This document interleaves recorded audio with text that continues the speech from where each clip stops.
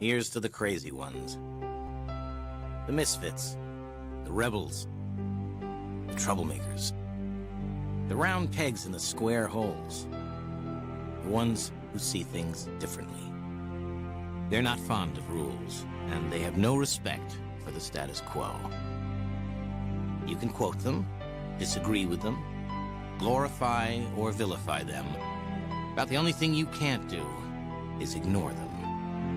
Because they change things. They push the human race forward. And while some may see them as the crazy ones, we see genius. Because the people who are crazy enough to think they can change the world are the ones who do.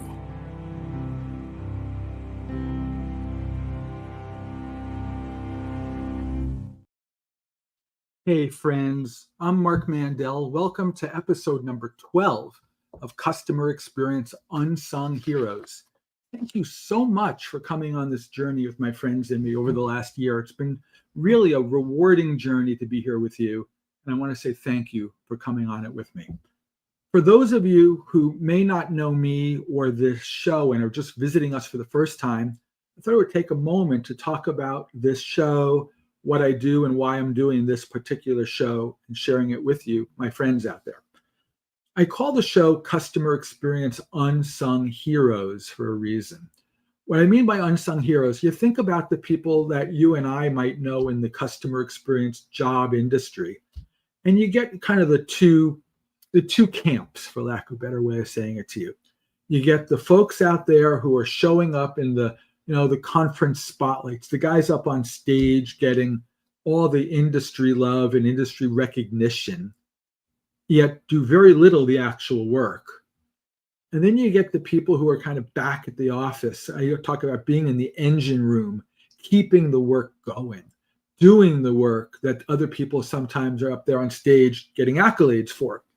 And I love taking my friends who are the people who are at the engine room level, doing real hard CX and insights work, honest, hard work, day in and day out, yet get very little credit, very little public accolade, very little public spotlight.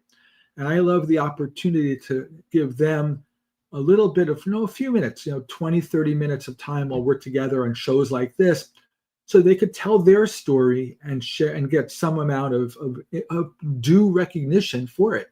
And that's what we're going to do here today. I have a dear friend. Her name is Danielle. Danielle works for a company today called Upstart Network, and we're going to talk with her about her career and things she's learned along the way in the world of both customer experience insights work and just real honest consumer research work. Danielle has had a hell of a career working for brands like, very familiar brands from Johnson & Johnson to Roku to Upstart to others. And she'll tell us some stories about herself and things she's learned along the way when she joins us in just a couple of minutes. She's a real professional's professional, and I'm thrilled that Danielle is going to be with us in just a moment. So thank you for coming here to listen to a conversation I'm looking forward to sharing with you between Danielle and me. But before we get into that, I thought I would take a couple of minutes and just, as my way of showing my appreciation to you guys. If you guys have been at any of my other shows that I do, one of the things I love to read books about customer experience and research and insights. And I have a couple of, I think, very special books here, both written by a gentleman named Jesse Cole. And I don't know if you know Jesse Cole, but you may know his business. He runs a sports team. I almost said a baseball team called the Savannah Bananas. They're kind of like a baseball team, but they're not really baseball. They call it banana ball, and they inject a whole lot of fan experience and fan fun into the sport. And it's becoming this craze that's kind of sweeping the United States. And he's written a couple of books about customer experience from his point of view. And I have a few of these that I was given. I'd love to share them with you as my friends who take this time to go on this journey with me. All you need to do is shoot me a message either here through the comment bar or through either the chat room in LinkedIn or on YouTube where this show shows up, and say, hey, I want a copy of the book. So I'll make sure that they get dropped in the mail to you as my gift. Jesse's done a hell of a great job. These are awesome books, and I think we all could learn a thing or two from him, and I wanted to make sure that I was proactive about sharing these with you. Another thing I want to talk with you about, kind of a housekeeping thing.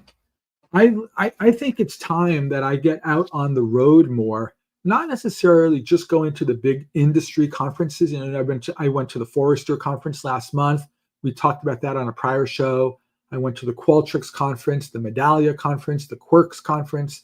I think what I want to do now is start doing more small group meetups. I'm going to go to different parts of the United States, and we're going to do kind of an insights or CX team meetup in different parts of the country. And I'm thinking maybe places like Charlotte, North Carolina, or maybe Chicago, Illinois, or maybe Austin, Texas, or San Francisco, California, or Provo, Utah, or someplace, and do that where we can get 15 or 20 or 25 people together for like a dinner and just get a chance to spend quality time with each other.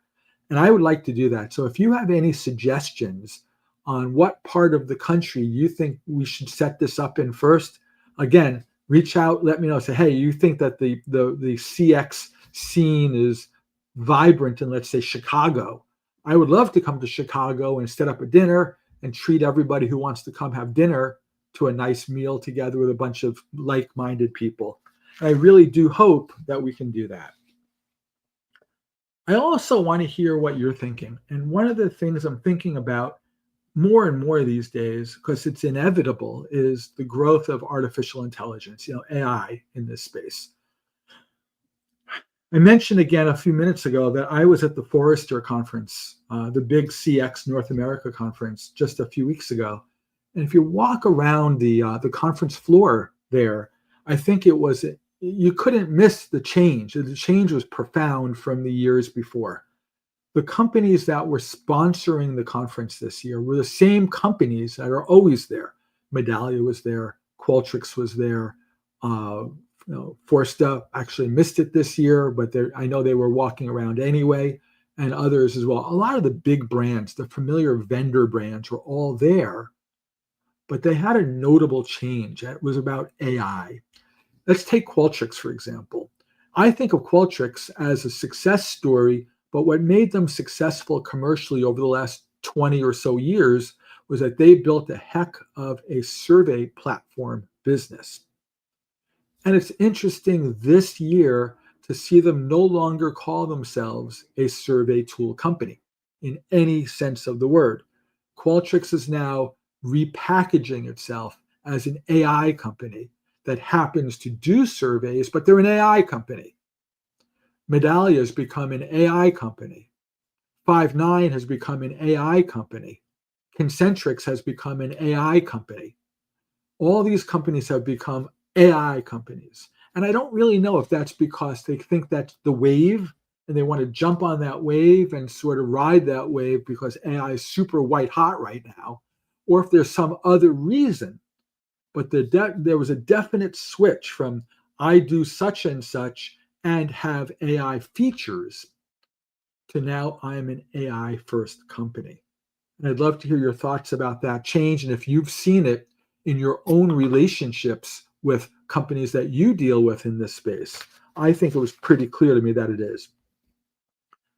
One other little housekeeping before we bring Danielle out. As we're in the heat of the summer 2025 right now, we're sitting here late July 2025, late July 2025. I think it's time that we turn the page on these shows, whether it be the Unsung Heroes show that we're here doing now, my Tales from the Trenches show that was coming up soon again, or even my Changemakers show, and say that this show here will mark the end of what I'm calling my first year. I'm going to call that season 1. And as we turn the page to season 2 on some of these shows, we're going to be doing some format changes and some other things that we're going to be bubbling up. And I'm excited about to see them playing out.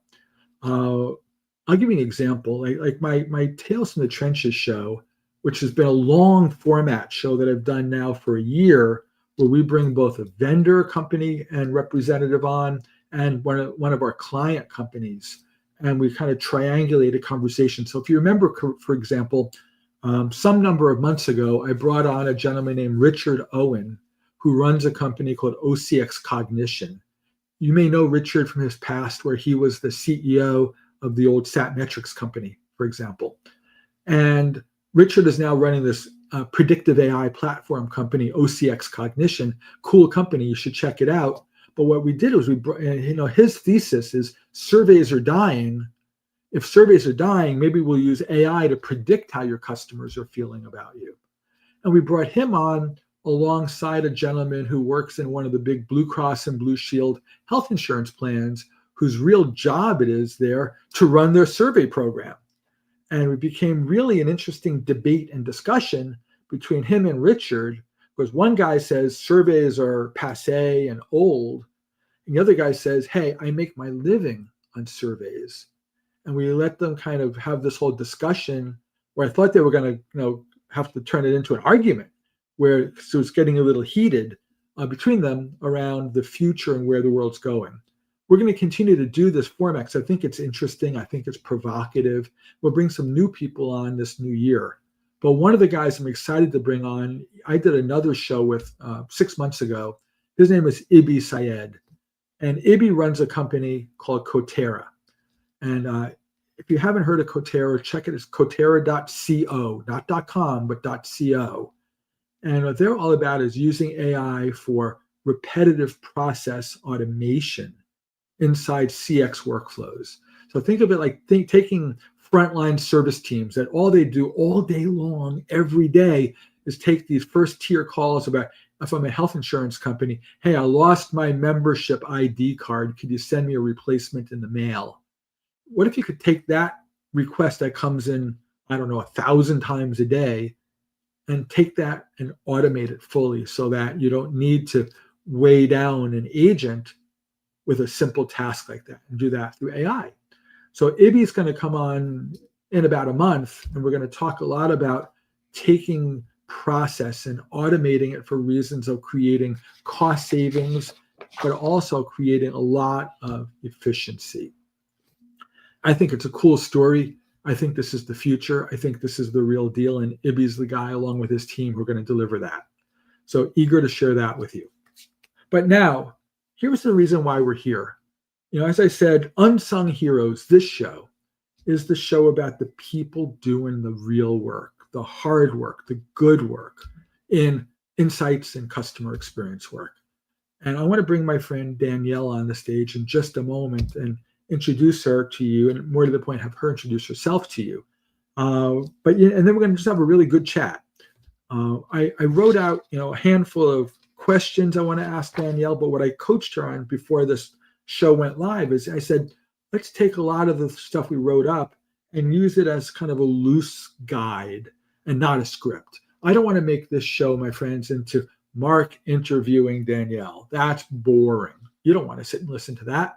I'd rather do this in a way where Danielle and I could sit down and just have a good natural chat and just kind of riff on things that we both know a lot about and just see where it goes. And that's my commitment to you guys for listening in. So let me tell you a minute about Danielle. I met Danielle a little over a year ago, maybe a year and a half ago now, through an ex-employer of mine where she had been a friend of one of my old coworkers. And when I got introduced to Danielle, I immediately knew that this woman is above and beyond the people that I've met in this space. She's one of the exceptional people, the people who are so thoughtful and caring about her work and understanding, really trying to find the truth about what customers or consumers generally want and don't want and need, what makes them tick. And she gets so lit up and excited about this stuff when she talks about it. I can't wait to share Danielle with you and have you see what I see in her, because I think she is really special. So what I'd like to do, I'm going to put Danielle on the spot. Danielle's right now backstage. I'm going to bring her out to the front and let's get a chance to talk with Danielle a bit. So with that said, there she is. Look at this. She has her smile. She's good to go. She's not one of these labor union incentivized smiles like you get from a flight attendant when you're boarding an airplane where they have to smile. she's going to smile because she wants to smile, because there's a level of realness and authenticity in Danielle. So Danielle, thanks for hanging out here with me. Well, thank you for that, first of all. Yeah, I am actually happy to be here and chatting with you today. So let's have fun. Cool. So Danielle, as I mentioned, you and I have known each other for a little while now, and I think I know a lot about kind of the Danielle story, but my friends listening and don't. Can you take a couple of minutes and just kind of talk about, at a high level, tell us your story. Who are you? What do you do? Why do you do it? What makes you tick in a few sentences? Tell us the Danielle story. Okay. Do you want the career history story or the why I'm in it story? Do it this way. Start at the high level career story and then transition to the why. Okay. So my career has always been in market research. When I was in my MBA program, I started talking to people about what I like to do, which is I love human behavior and study human behavior. And I even did a social ecology undergrad major, but I didn't want to be in psych per se. And I was getting an MBA program, but really didn't have an interest in going into sales. And the more I talked to people, the more they kept saying, "Oh, you've got to do market research," like just based on, That's how it came up. Yep. Just talking to people, talking to professors, talking to other people's parents, talking to people who are already out in the workforce. Everyone was like, everything about you aligns to market research. And so I took the market research courses from a professor who was super well-respected in that industry, used to teach it. He was the dean of that school at USC beforehand. And yes, they were all correct. That was definitely something that sparked with me. So I went straight into that. I wasn't someone who fell into it later. I went straight into it right out of grad school and took my first job at Mattel, which was, so much fun, right? Doing research with kids, and they're so joyful and genuine and excited to see new products. And for 6 of those years, I worked on the Barbie brand. So Barbie toys and fashions and accessories, and the collectible line, which is just adults getting just as excited about toys as children do, which is amazing. And then right about the time that I had my daughter, I started looking for something closer to home because I had a tremendous commute at that time between home and work. That's pretty much untenable when you have a newborn. And so that's when I switched to Taco Bell, another amazing brand. Yep. With, really powerhouse when it comes to advertising and really knowing their customers and that sort of thing. So did every 5 weeks, pretty much, we're advertising a new product year round with them. Lots of product development work, lots of great ethnography work with them that we can talk about later if you want to. Fun experiences on the road. I'm going to interrupt you. So what the heck is a chalupa? A chalupa? A chalupa, technically, I think the actual word means something like a small boat. But it was just a fun word that described the new product. It was literally launching the week I started with Taco Bell. And there was the drop the chalupa ad and the whole thing. So, but it's just, thick flat bread making a taco. Well, there you go. There, now I know. I've learned something from you already today where this is good. I can teach you lots of Taco Bell stuff if you want to. So like I said, there's a lot going on at that brand while I was there, and there still is. Then when I left Taco Bell, I actually went out on my own and was consulting for quite a few years. So running projects, moderating, leading ideation sessions, doing that for a whole bunch of different brands. Great time of my life to be doing that until I started missing other adult company, as well as the ability to see things through. When you're consulting, you see a little piece of things rather than start to finish, taking things all the way through. I kind of missed that process as well. So that's when I went back to corporate, worked for Roku, pretty much remotely because I started with them right before COVID. And now I've been at Upstart. At the end of the year, it'll be 2 years with Upstart. So it's all kinds of different fun verticals, but always the same function that I love. And I will do my transition now. Why do I love it? It's that human behavior piece that has always sparked me. Like, why do we do what we do? And understanding that. I'm a naturally empathetic person. I am an empath, I would say. So for me, there's always that lens of understanding there's a reason why people do what they do, right? And so I'm not just trying to see what will they do and what do they think they'll do in the future and what have they done already, but why? What's really going on under there? What are attitudes and beliefs and core things about people and core contradictions, because we're all contradictory in nature, that make us do what we do. And that whole process of uncovering that story about why we shop the way we shop, why we go out and do what we do, why we choose to eat where we eat, or whatever it might be, is so fascinating to me, because you uncover so much more than just that behavior, uncover so much more about people when you're doing it, that I just find it absolutely fascinating. I learn something bigger than I'm intending to learn almost every time. That's interesting. You talk a lot about the kind of your academic upbringings and where that led you into a career plan. And I look back on when I was in school. I only went to undergrad, never went to grad school. I was the type that got a bachelor's degree and couldn't wait to get out of school. Mm-hmm. But the reality is, I was fascinated by understanding what motivated people. Okay. And from that perspective, while I'm not a trained researcher, I had offers to go to grad school, which I turned down, to go study things like organizational anthropology, which was an area that they wanted me to look into over at Stanford. There was another group that said, hey, come talk about, cognitive neuroscience, and understand kind of how people's brains are wired, and understand what turns from their wiring in their brains to behaviors and attitudes about things. And I ended up using those, we'll call them the curiosity that I had. I never went to school for those things. I never went to grad school. But my natural, untrained curiosity about those things led me to be more effective in my day job that I did pursue. I became a relatively successful, for lack of a better term, salesperson over the years to help people drive change in their own businesses and their own lives, and understand the cultural biases around change and people being fearful of change, and how do we help others overcome those change blockers to create new opportunities to do things differently. Mm-hmm. And it really enabled me to feel a sense of success without having any training. And it's just the fact that I think people behave a certain way because of how they feel, and they feel a certain way because of how they're wired. And if I could understand that wiring, I could get to the bottom of it and help people more effectively. Yeah, it's our wiring and it's our upbringing. And, we don't realize how much of what we believe and the habits we have and things like that were formed so long ago. We don't even think about them. We don't question them. They just guide us now. Totally. I get that. So the story you told, you've worked at some really interesting companies, some really cool brands over the years. I'm going to assume there's going to have to be something that really stuck with you about one of those companies that, boy, this was amazing because, or hated it because, or whatever you spin you want to put on it.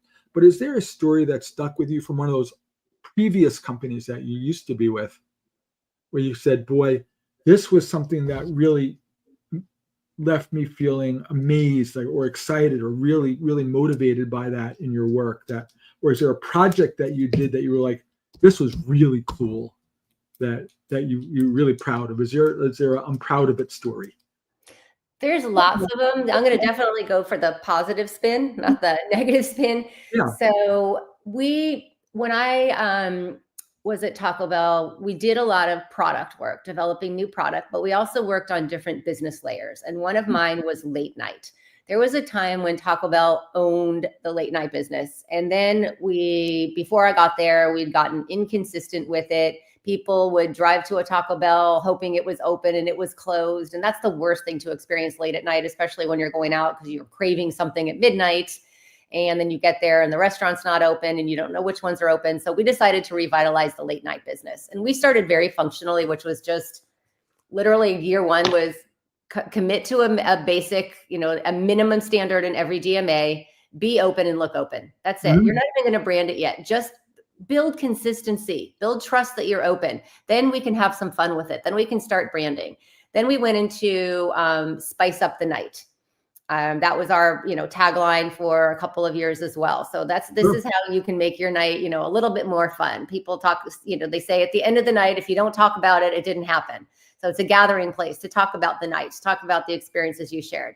But where it really got amazing is we went out on year 3 and we did ethnographies, and we went out with people from either, I think it was like 9 to 11 or midnight to 2 a.m. And we went where they went during those hours. So sometimes it meant hanging out in somebody's garage. There was some guys who got together and played poker. And so we were in their garage with them. It always involved some kind of eating trip. Okay. Because we were Taco Bell and we made sure we went in somewhere and ate at some point. We went bowling with people. We went to bars with people. We went to restaurants with people. We went wherever they wanted to go, whatever their plans were going to be. We went along and did these ethnographies, and it was me and it was marketing, and we brought the agency along. We're like, you guys got to be there. We don't want to tell you about it. We want you there. We want you interacting with these people. That's smart. And we went, yeah, it was fantastic. We went to 3 different cities and we did weekdays and weekends, and we just got out there and hung out and absorbed the, nighttime experiences of people, and then went out to eat with them. We went to, a little Taco Bell by Wrigleyville after, a basketball game and things like that. What came out of that was the 4th meal campaign. It wasn't just, more ads for Taco Bell, but literally that 4th meal campaign, the idea of a 4th meal came out of that, which is, you've had your breakfast, you've had your lunch, you've had your dinner, you're done, but you don't want to be done. You just want to do one more thing. And it's not just about the eating. Like I said, it's the socializing. It's the capping off the night. It's the, finishing off your great time with your friends or whoever you're hanging out with. So 4th meal was fantastic, branding of it that came out of that. But the sights, the sounds, the colors, the mood, everything that went into that campaign, and the website they created and the ads they created all came from that. And it was, having been on, pretty much all of those ethnographies myself, you saw it come to life in that. And then that was so well received by people. And when I say people, I mean the industry, but also consumers who were like, yes, like that is what we want out of it. Like that it captured their mood, their experience, the whole idea of going out to eat late at night with friends. And I think it was just such a perfect blend of like everything coming together successfully into something that was just almost like a cultural phenomenon, the way people talked about it. Have you ever heard of a fast food chain called White Castle? Of course, the sliders. Exactly. I grew up as a kid on Long Island, and for us, that late night I'm hungry meal was inevitably White Castle. Sure. Because it was a 24-hour operation. Yep. Right. So you could literally walk in there, 3 o'clock in the morning and get those greasy little slider burgers. And you don't get like 1 or 2, you get like 8 of them at like 3 o'clock in the morning. And so it was devastating for my health, but it was delicious at 3 o'clock in the morning.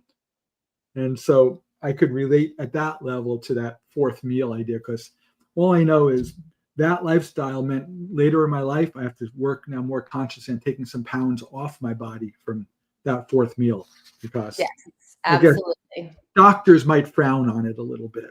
Yes, but they frown on a lot of things we did in our 20s. This is very, very true. One of the I'd love to hear your perspective on something, and Sure. I'm thinking just anecdotally, it feels like there's been a real elevation in insights and research work in terms of access to real power inside companies. Before, it felt like, at least from my perspective, like a lot of folks doing this real honest insights and research work were, I'm going to use the worst possible scenario, kept in the basement and fed with chain smoking cigarettes. And that role, that persona of that researcher has been really thoughtfully elevated over the last 10 or 15 years, where now they're being asked for their opinions by very senior people in these companies that they're working for and with. That companies are formulating strategies that are really deeply rooted strategies and based on the research that's being done, where there's a real connection where you could say, boy, this whole, like you're saying about the 4th meal product or the 4th meal campaign initiative, in part sprang out of research that you were part of, where you laid the groundwork for this new direction that Taco Bell went into. And to see the connective tissue between, we researched this, we learned this, we turned it into a story, we quantified the benefits of this, and for lack of a better term, we sold it to leadership. Right? Have you seen that happen in whether it be in your own career or people around you, where people, the level and the type of people who are coming to the insights teams and asking for direct input are more and more senior than ever before, where there's more of a natural curiosity at like the C-level wants to know what's going on, whereas before it might not have been as easy to reach them. I think ever since I've been at Taco Bell, that's been the case for me. Prior to that, less so. And that just maybe the mechanics of the company I was at too. Mm-hmm. But I felt like I've had great visibility when I did major studies. I was there at the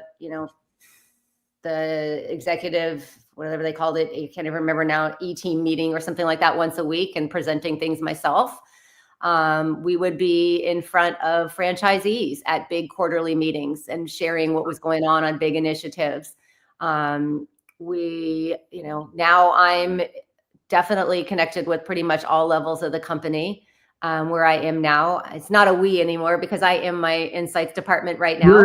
You're it. I am it, which is actually, it's not a terrible thing. I get to form the relationships with people, and I feel like I'm more and more starting to get requests from different parts of our company, because research was a new function when I joined. So I think as the more you do things and you share them publicly and you make sure they get visibility, which is sometimes my hardest thing is to remember to make sure and, kind of self-promote a little bit. But the more I do that internally and make sure people see some of the great work that's getting done, the more requests I get from different levels of the company, and word starts to spread broader and broader and broader. So, I think if you're in a company where you don't have that visibility, then they're probably a little bit behind the times, or maybe need a little bit of a shakeup to see the value of what you're doing, because most companies these days do recognize it, do value it, do want to consult with you and ask you to help guide things before big decisions are made. It shouldn't be. Research to me isn't an expense that it gets in the way. It's not a time-consuming thing that's throwing off your calendars and your timelines. It's an investment in making sure you're going down the right way. Totally. I see that crystal clear. It's interesting. I'm an Apple guy. I put here's to the crazy ones ad at the beginning of this show. I'm an Apple fan. I'm an Apple admirer. And yet, you think about back in the days, and it's kind of a dichotomy around this. Back in the days, up until 15 years ago, when Steve Jobs led the company before he got sick and ultimately passed away, he used to famously talk about, you can't ask your customers what they want. We have to tell them what they want. They don't know what they want until we show them, I think is what he said. And yet, while he said that very publicly, Apple at the same time had a multi-million-dollar research budget. Right. Right. So there's sort of this, do as I do or don't do as I say in his case, because he's saying that you don't need that.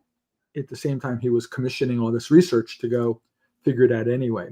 Or the Henry Ford quote about, if we ask our customers what they wanted, I would have built a faster horse. It's interesting because there's this perception among some corporate leadership in some companies that research is not based in fact, and instead, that they probably know better. Again, in the case of Henry Ford or Steve Jobs, and I don't believe that that's right or true or fair, because I think philosophically, customers may not know exactly how to solve a problem. They can help you shape it and help you shape a solution or validate something that you're thinking. What's your thoughts about that? Do you see, what's the role of the consumer in innovation, for example, in idea generation?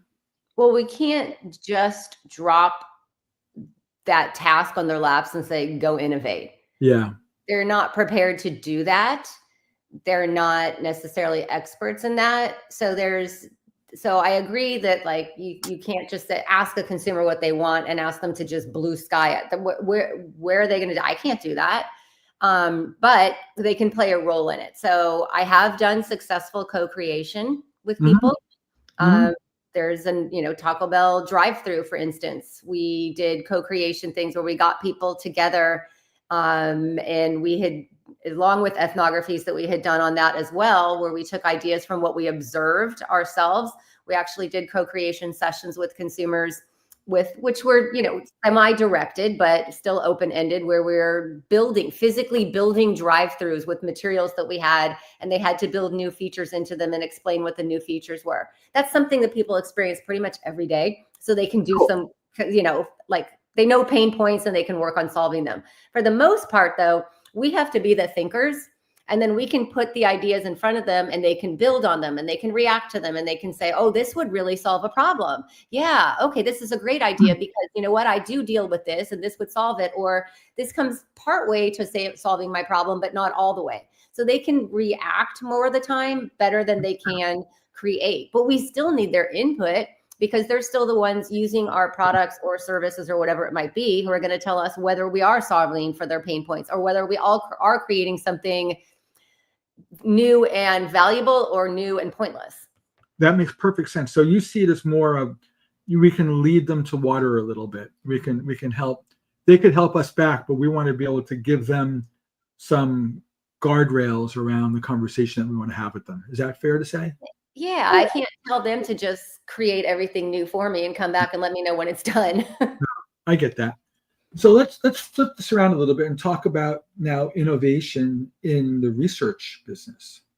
Because you've been in this business a long while, you've been doing this type of work in multiple companies and multiple roles and different capacities.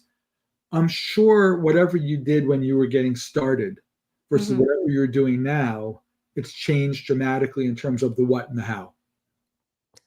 Very, very, very much so. Yeah. Would love to hear what your take is on what excites you. What's kind of the real innovative stuff going on in research that's really resonating with you? What's changed a lot? What do you see coming down the pike? What's on the horizon?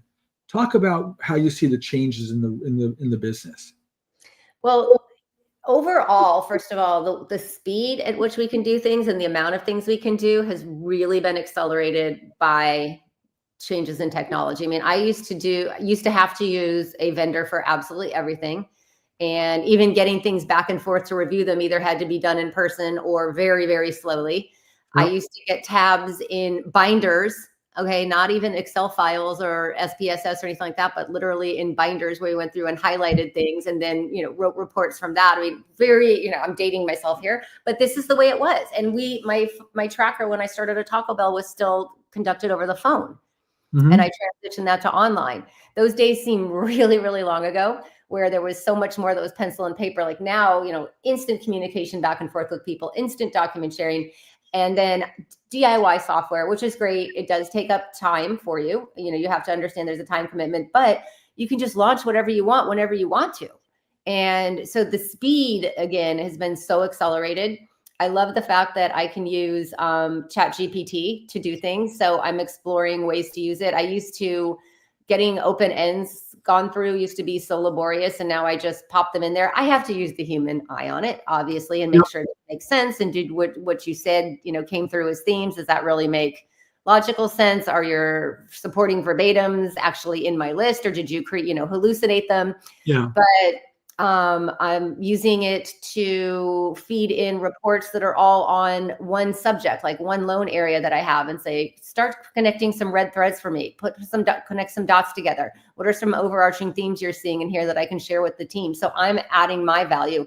That's without even looking at what vendors are doing. I'm getting all kinds of things where I can use an AI that simulates a conversation with people and pull them out of quant, or just, have a conversation that adapts to what they're saying and holds an interview as if they're a moderator. I haven't tried those things yet, but I'm super interested in finding out more about, would I want to try these things? I'm not always the first one to go out and try them, because unless it solves a huge pain point, and here's my, using that phrase again, but unless it solves something where I'm like, I have been waiting for something that will do this, I'm going to jump on this right away. If it seems just, okay, this is cool, that could have an application, I'm going to wait and see. Does it really pan out? Does it not? But I'm dying to go to another conference in the next year or so, because it's been a few years, and I have a feeling I'm going to see things that are just unlike anything I saw even 2-3 years ago. I went to the Quirks research conference in Chicago a few months ago. And one of the things that were all over the exhibitor hall floor were AI tools to do what I'm going to call qual at scale. Mm-hmm. Where the thought is, if you want to go do in-depth interviews, let's say, with people, traditionally, you got to write a discussion guide, you got to hire the interviewer, you got to schedule it, you got to think of his incentives or whatever else you're going to do. And the costs just ratchet up. And the way people compensate for those costs is they interview very few people. And they go, well, we'll talk to 20 people and that's enough, or 10 people and that's enough. But we'll go pretty deep with those 10 or 20 people, but that's enough. And it's largely a cost driver and time, cost and time. And these companies are now saying, you know what if you could take the cost of doing an interview, like a 30-minute interview, and drop it to like 2 cents? Wouldn't that be interesting if you could do that at scale and do that times potentially thousands of consumers or customers or people, and just really, go through the roof with this? And I'm of kind of a mixed opinion about it, because on one hand, I'm enticed at the idea because I've done a lot of qualitative work over the years, and I know how labor intensive and costly it is. And the idea that I could do that now with an AI interview bot that can go talk to people on my behalf and do a halfway competent job is pretty exciting, until the time that one of those interviews goes sideways. Yes, exactly. The AI doesn't handle a complex response well, or it goes kind of off the reservation and something goes haywire, because we're not quite out of those woods yet, in my opinion, right? I mean, we haven't perfected this whole thing. We're still kind of experimental. And I said to a couple of those companies who were out there exhibiting on that conference, sure, you could say I'm going to do an interview for 2 cents, until the time that the person the AI is interviewing is a real VIP person, and the interview doesn't go well, and that person could represent $1 million for the business. Yeah, and I have a business that's highly regulated. So how do I train AI not to ask certain things, and to avoid sensitive subjects and things like that? Because there are certain questions I would never ask. Does it know not to ask them? It's hard to say. I mean, sometimes, what's the saying? They have a mind of their own. Right. Right. And so it gets a little bit sketchy from time to time. I think we're going to get there, and we're going to get there shockingly quickly relative to where we're at right now. But I don't think we're quite there now.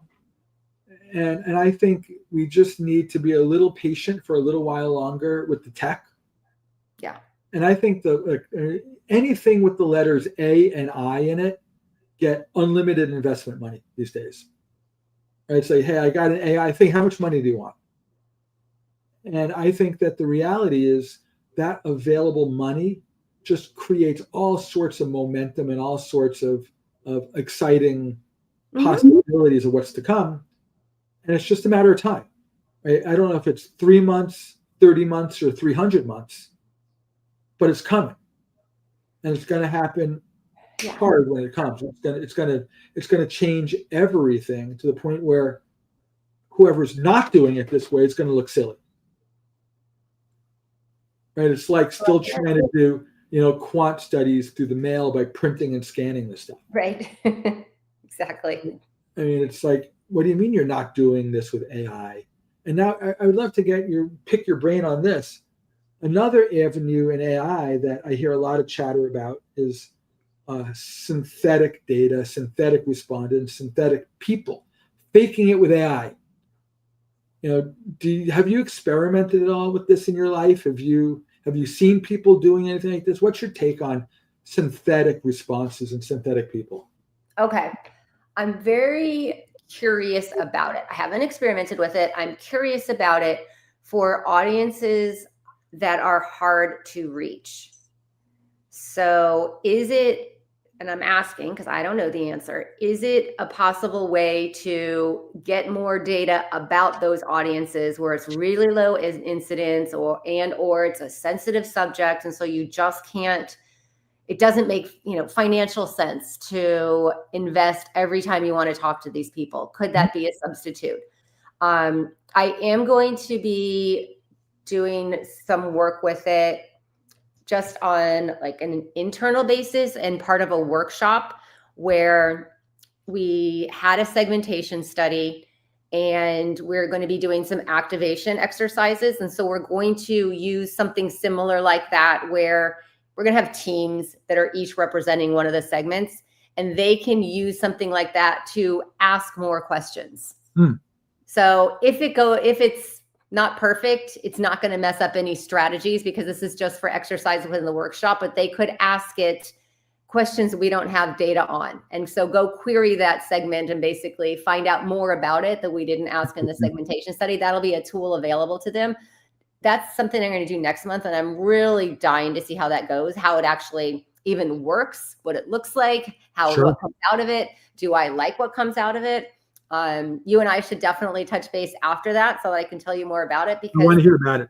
I love that application of it. It's small and safe, and it's not going to throw the company off if it's, completely making this stuff up. Yep. But I would, if it pans out and it looks promising and it looks like, I look at it with my human eye and I say, I trust this. This seems legitimate. And this, yes, I can totally see this segment saying this and coming having this data. Then it might be interesting to apply to a hard to reach audience that I don't know as intimately as I know my segments. Perfect. Sensible. Hey, you've been doing this work a long time. Is there something that you learned in your recent part of your career about the career itself that you said, boy, I wish I knew this 20 years ago when I was kind of just getting going? Is there like a tip or trick, that, or a kind of a thing, that some advice that you can give somebody who's 20 years your junior in their career, to say, boy, if I had this thing understood 20 years ago, the sky would have been the limit, but I didn't know it back then, but I learned it along the way. Is there something you picked up along the way that you would share with your next generation colleague? We could have done 45 minutes on that, I think. But yes, okay. In a nutshell, when I started out, I just thought, I'm going to go from, analyst to senior analyst to manager to senior manager. And someday I'm going to run a research department. And I pictured a very straight line. Yep. Like just walk along that straight road, and you just go through the steps bit by bit. And then you get to run a research department. Awesome. It's going to be amazing. You and I, further along in our careers, no surprise to either one of us, of course it didn't go that way. There was, times when you didn't get the promotion and somebody else did. Times when you just sat on a role for years, longer than you thought you should. I went through a layoff at Taco Bell that just completely threw me. And I thought, this is the worst thing to happen. When things happen, there's going to be all kinds of career stumbles. They're going to happen. That straight line doesn't really exist. Don't even plan on that, because then you're setting your expectations completely in the wrong direction, and you're just setting yourself up for disappointment, worry, concern when you don't hit that straight line. But it doesn't exist. So understand, it's not going to be a straight line. It's more like riding river rapids at times. You're going to get thrown, and you're going to go off what you think is off course. When you think you're off course, you're not. You're just on a different one than you planned. Wow. Than you expected. And you're going to look back and be so grateful that you got shoved off course, because if you hadn't, you wouldn't have known all the other things that were going to come your way, all the benefits of being on that other course that you hadn't planned on, the people you're going to meet, the time it freed up for things that you didn't know were coming in your life, the other opportunity it brought you that you wouldn't even have dreamt of 10 years before. So understand that even in the moment that you might be going through some of the hardest stuff, that it's probably going to be, in retrospect, the best things that ever happened to you. Interesting. Go with the flow. I love that. I'm just like kind of letting that kind of sink in for a minute, because I really love what you said. It makes me think of, again, I hate to keep talking about Apple and Steve Jobs, but it makes me think of a talk I saw him give gosh, it was probably close to 30 years ago now. He gave a graduation speech at Stanford University in California. And he talked about a few different parts of his life during his talk, but one of them was really poignant. He talked about connecting the dots. And what he meant by that, he said, look, things happen in our lives as we're going on our own kind of personal journeys. And he said, when things are playing out, you have a really hard time understanding why something happens or what's going to happen next. He said, but if you could flip that upside down and look backward in time and kind of connect the dots between where I was 3 steps ago and 2 steps ago and 1 step ago and now, you could realize that thing that happened 2 years ago that seemed so devastating at the time, or stressful at the time, or disruptive at the time, all it really did is opened up the door for that next thing, which in turn opened up the door for the now thing. Right? Exactly. And you can only see that looking backward. You go, oh, so that got me to there, and there got me to here. And you didn't plan it. It happened, and you wouldn't have picked that route. Right. It's the universe doing it to or for me. I'm not sure which one. Sometimes it's to me, sometimes it's for me. I'm not really sure which one. There's a little of both, I think, Mark. I think so too. Hey, I know we're going to run short on time, so I have just 2 more questions I really want to get your thoughts on. First one, if you had a crystal ball and you look out to the future of research and future of insights, where do you see it going? Just speculate with me for a minute. Just no right or wrong answer. Where's it going, in your opinion? I think we're just going to continue to innovate. I think research is an industry filled with the most challengers, creative people, always looking to do more and to do differently and to apply technologies. And so do I know what technologies, like what's coming after AI? No, I don't, because, again, I'm not that innovator. But whatever it is, I know we're going to find amazing ways to apply it and find ways to do what we do better and to apply it to what we do. I mean, we're sitting here using AI in research now. I feel like our industry responds so quickly to new technologies, to innovations, and just finds ways to do them differently compared to maybe every industry is doing it and I'm only aware of it in, every facet of my business is doing it. I'm aware of it mostly in research because that's what I'm in. But I just think we're so good at always finding new ways to talk to people. We'll still have to deal with the things we have to deal with, like, fraud and things like that. But I think we're continually addressing those problems at the same time. And if anything, we'll just continue to be this amazing community. Like, I look at my marketing friends, they don't have a community like I have. I think that's cool. That's really, I saw that come to life when I went to that Quirks conference.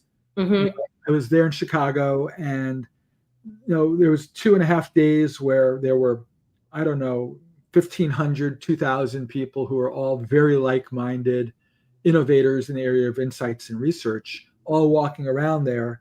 And what was very clear to me is they were all friends of each other. They all worked together in the past. They were a very insular group of people, and they were very protective over those relationships. I saw that very clearly when I was there. Last question, is there a company or a person that comes to your mind that you really admire, that you go, boy, they do it right? Whatever it being right is to you doesn't matter.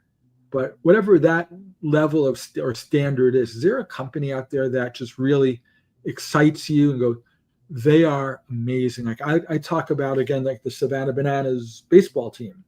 I think from a pure fan experience perspective, they nail it every single time. And I'm curious, do you have a company or a brand that, whether it be one you've had an affiliation with or not, that you just say, they're the best? I know people have a love-hate with them, but I am such an Amazon fan. Hard not to be. What's that? It's hard not to be. It really is. I don't regret anything I pay to be members, a member. So I'm an Amazon Prime member. It pays off for me in spades. I get stuff fast. I don't pay for shipping. I can send stuff to my daughter and she gets it immediately. I can send it to other people and they get it immediately. Now we have an Amazon Fresh store down the street. and I pay $9.99 a month so that I get the prime windows for delivery or for pickup, and I get the 1 hour windows, and I get more availability than anybody else does. Yeah. And I can go on and I order my groceries, and I save myself infinite hours of time, and $9.99 paying for hours of my time is hands down worth it. It's a bargain. Yeah. When I couldn't find a package once, and I was temporarily in an apartment up in San Jose, and I called them and they said, oh, it accidentally got delivered to the office instead of the Amazon locker, and you shouldn't have to deal with that. So we're putting a $30 credit on your account. Nice. Just that kind of thing. And just the ease of working with them. And then the saving things, like, put tons of stuff in there and save for later because I'm moving soon. And so I don't want to buy things before I move. I want to buy them after. Just, I think like they get us. Profit off me. Go ahead. Cause you know what? I'm winning too. That's great. That's a great example. I gotta keep that in mind because, I'm afraid that Amazon has spoiled me. Right? Right? They make it look so effortless on their part. Yeah. That I've come to expect it. So now I remember when Prime started to slip, right, on deliveries where it went from 2 days to try for 2 days. Might be a third day, might not be a third day. But now I got grouchy because it's not like I ordered it at 10 o'clock and didn't get it by 10:30. Right? I mean, they set a new standard in my head, and they keep raising that bar better and faster. Yes. Right, to the point where now they're going to deliver stuff to me before I order it. Well, I get Alexa in the kitchen suggests things to me, and I'm like, oh, you know what? I am out of cat treats. And I press the thing, and then I turn back around to cooking, and my cat treats arrive 12 hours later. I mean, isn't that bananas? It's just cool, right? It's cool. Can I want to tell you one more thing before we go, which is you asked about different cities people could get together in. So I'm putting in my vote for the Salt Lake City / Provo area because I'm moving there soon. It's a wonderful place. And honestly, what I'm thinking that if I came to the Salt Lake area, I could come in a few months and we could do like a Insights and CX, like a little ski trip up in like Park City. Nice. And I could host people up in Park City and come on up, and we'll go skiing or snowboarding or just sit around the fireplace and drink hot chocolate or whatever, right? And talk about the stuff that we all do. And that's a great place. And so I'm going to make a note that we got a little check mark in the Salt Lake area as a good idea. I love that place. That's a great area. It's a beautiful area. Danielle, how can friends who are listening either on the live show here or in the future in the recordings, how do they find you if they want to talk to you? What's the best way to track you down? Is it LinkedIn? Is it something different? What's the best pathway to get to you? Always LinkedIn. I may not be super on top of it on a daily basis, but you can always find me there. And is there a kind of a final takeaway? So I like asking people just like a final nugget, a final takeaway, something that you said, if I'm going to leave you with one little thing of advice, what's the advice that you leave somebody with on the way out of here? Whether it's your career or the way you're approaching a research problem or the people you're working with, I think flexibility and just finding ways to get things done, whether you have $1 million to do it or $10,000 to do it, just find the way. Be flexible, be scrappy. You're smart enough to figure out how to get things done. Just even if we can't do things in the most elegant way, we can make an amazing impact. So just find flexible ways to keep on doing that. That's so great. Danielle, thank you for hanging out with me here for the last hour. I know we're right at the bottom of the hour, so I want to be mindful of your time and our friends' time listening in. So Danielle, I'm going to just wrap this up by thanking you for being here. As always, our chats are just great, and I could sit here with you all day and just talk. And same, my pleasure. That would get me in a lot of trouble and might get you in some trouble. So I'm not gonna overreach this time, but I'll come back to you for more talk later. Friends, reach out to Danielle. Carry on the conversation with her. She can guide your thinking in so many ways, and I think it's worth just getting to know her. And, she does amazing work, and let me encourage you to just become her industry friend. It's so worth it to have Danielle alongside you and everything that you're doing. And again, guys, just to wrap this up, if you want copies of these books, Jesse Cole, the guy from the Savannah Bananas, again, just ask. I got a box of these books here and I want to share them with you. So I'm happy to to share them out, just ask and let me know. And friends, we're going to be wrapping this up here now, but we're going to see you again real soon with more shows coming. Stay tuned. You'll see announcements on LinkedIn. You'll see announcements on YouTube. You'll see announcements on the website. They're all coming in the next couple of weeks. So friends, thank you for hanging out with Danielle and me. And Danielle, thank you for hanging out with my friends and me. It's been a great hour to be here with you guys. So thank you all. And we'll see you again real soon. Take care, guys. Take care, Danielle. Thank you for everything. Bye, guys.